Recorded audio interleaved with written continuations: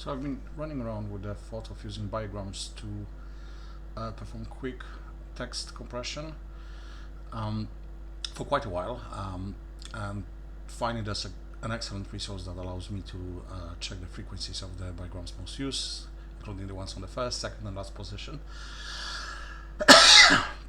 So using that, I've compiled a list of not just pairs, because that has been done before while looking at bigrams. I found another algorithms that were using the pairs for compression, but I found a way to chain them like a domino chain, creating effectively a dictionary that's half the size of the ones that we use so far. It's almost as optimal. First letters are used in conjunction with the space, same for last letters. Last letters also are often used in conjunction with interpunctuation, like comma, period, exclamation mark. And also first and last letters need to be paired with spaces. Most common as first, most common as last. Need to have a space attached to them in the right place.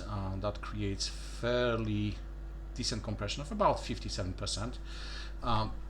The author I had a look at, he was claiming that his bigrams were resulting in English text being compressed to about 52%. That is not true. It's about 56. It's about the same as mine.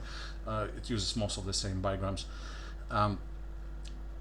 The major difference is that my dictionary is just domino-chained and uses slightly better version of BASIC, so allows for a little smaller and faster representation. That took a little bit of digging out the data from the HTML, as those tables were just plain HTML but nested like crazy, so taking anything useful out was a little bit of work.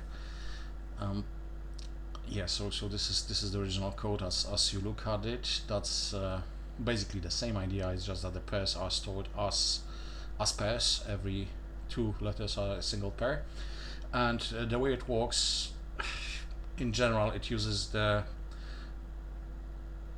characters above the printable range in ASCII code to encode the double letters, so those bigrams. My version is slightly different. It pushes the standard letters down to char 1 up.